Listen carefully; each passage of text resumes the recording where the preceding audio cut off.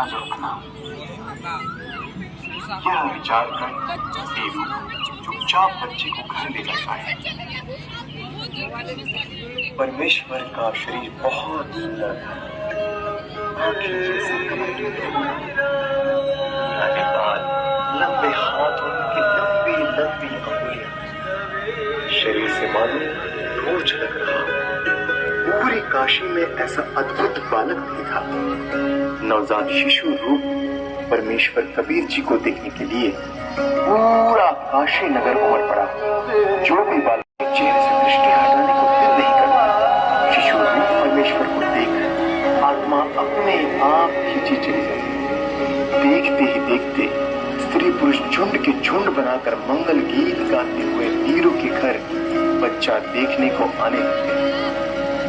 परमेश्वर कबीर जी को देखकर कोई कहता यह बालक तो देव अवतार है, कोई कहता कि यह तो साक्षात विष्णु जी आए हैं, कोई कह रहा था यह भगवान शिव ही अपनी काशी नगरी को कृतार्थ करने के लिए उत्पन्न हुए। अपनी अपनी समझ के अनुसार कोई कुछ कह रहा था तो कोई कुछ। यह सब सुनकर नीमा अप्रसन्न हो जाती है। मेरे बच्चे के विषय में कोई कुछ मत कहो।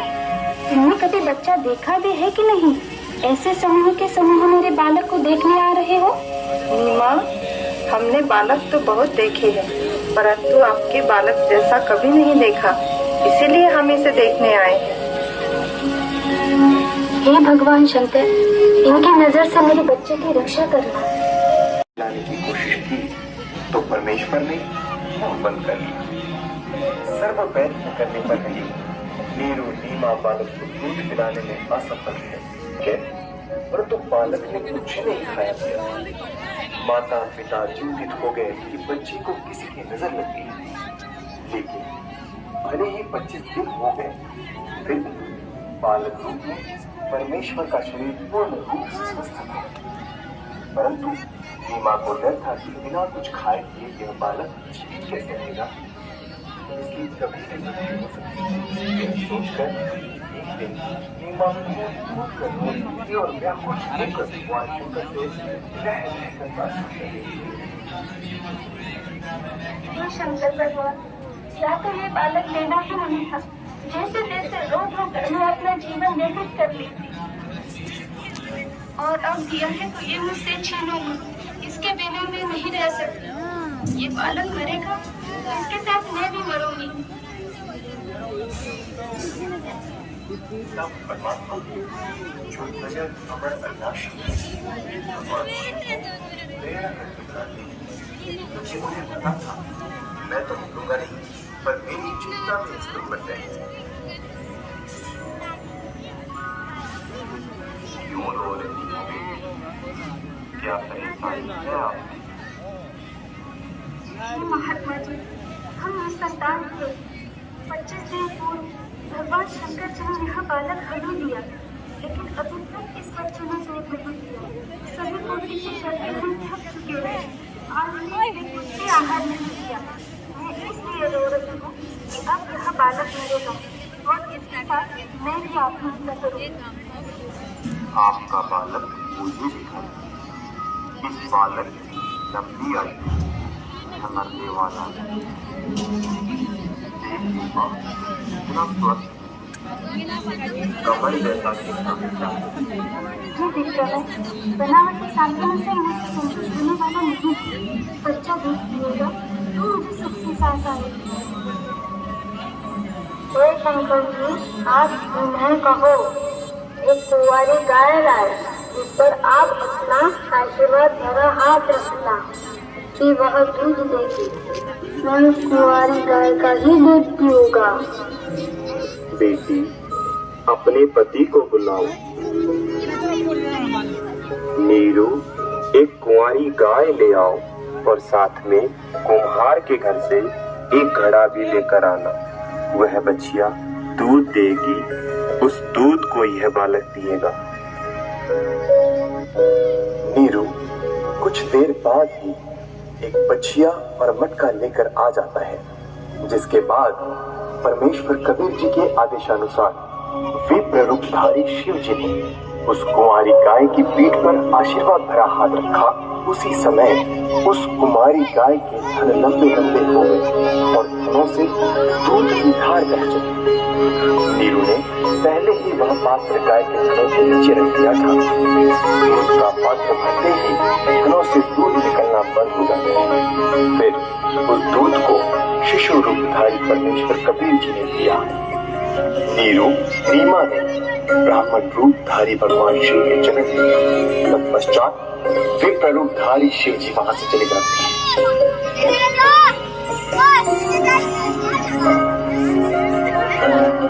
नीरू नीमा पहले हिंदू ब्राह्मणी थे, तो लालचवश ब्राह्मण लोग बालक रूप परमेश्वर का नाम रखने नीरू के घर आते हैं। लेकिन मुसलमान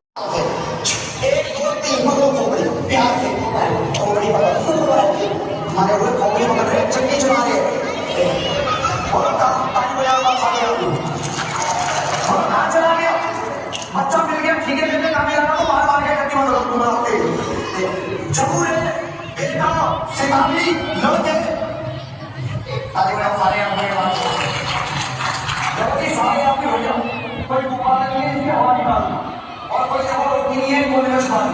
9 साल का बच्चा है, हर बार के लिए इसके अंदर डालना तो वो भर जाएगा। सही है बोले तो मेरा बच्चा बच्चे ही फिर से आएगी और मेरा बच्चा क्यों है, मेरा बच्चा इसी है, क्या दिखा दो लेके आओ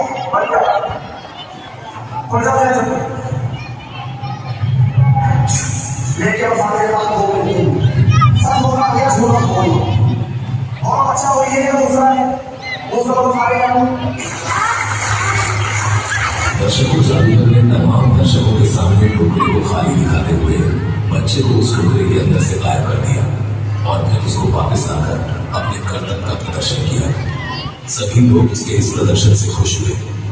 दर्शकों, अब आपको इस जादूगर का एक और करतब दिखाते हैं। उसके बाद ये वीडियो दिखाने का क्या उद्देश्य है वो भी बताएंगे। सबके काम है और जब हम बोले आओ देखो क्या है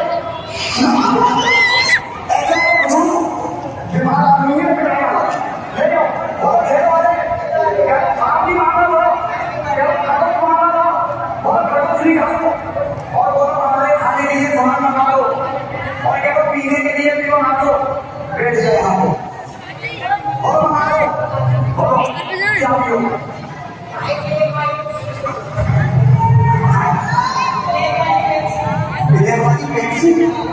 घर में चाय चाय मिलती है यहाँ पे पेट से पिए बोलो खेल वाले लेके आओ बाबा इसके अंदर पेप्सी मांगने के पीने के लिए और पेप्सी बनानी पीने के लिए खाने खाने के लिए जब तुमने खाया नहीं खा लिया 1-2 दिन छोड़ो ताकि वो आए और क्या बात नहीं आगे दिखाओ लोग आपको बाकी आगे दिखाओ ताकि वो आए देखा भाई ठंडी है या गर्म है अभी भी है या बहुत देती है कैसी हो गई ठंडी है लोग ये पता नहीं कितनी बड़ी 40 में भी गर्म तुम्हारे घर से लोग आप नहीं देखो जब भी कैसी है ठंडी है मैं पता नहीं से आप बताओ क्या खाओ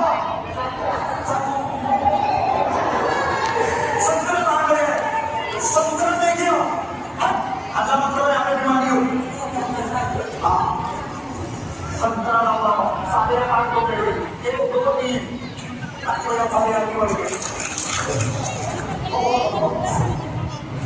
सारी बड़ा सारे हमारे से और बना यहाँ के और बना लेके आओ हाँ जल्दी करो लगातार हो जल्दी करो और बना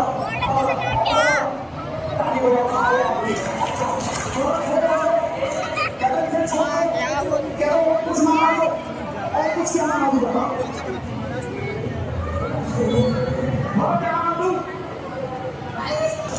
दर्शकों, जादूगर ने लोगों की मनचाही वस्तु को खाली टोकरे से निकालकर सबको हैरत में डाल दिया। जैसे पेप्सी की बोतल निकाल दी और संतरे निकाल दिए। दर्शकों, अब यदि हम साइंटिस्ट की बात करें तो वह पेप्सी की बोतल तो बना सकता है, परंतु उसके लिए साइंटिस्ट को कई मशीनें बनानी पड़ेगी, तभी वो पेप्सी बना पाएगा। जबकि जादूगर ने क्षण में ही बिना किसी मशीन के पेप्सी बना दी। आध्यात्म की सिद्ध शक्ति यह करने में सक्षम है। अब रही बात संतरे बनाने की, तो इससे तो साइंस अभी बहुत दूर है। इससे स्पष्ट हो जाता है कि शक्तियों के तराजू में आध्यात्म का भरण भारी है। अब प्रश्न उठता है कि जो वस्तु साइंटिस्ट बनाता है वो चिरस्थायी होती है, और जादूगर जो वस्तु बनाता है वो वस्तु क्षण भर के लिए ही होती है। अब विचार करने की बात यह है कि जादूगर एक आदमी है जो भगवान द्वारा उत्पन्न किया गया है। उसने परमात्मा की साधना करके सिद्धि की शक्ति प्राप्त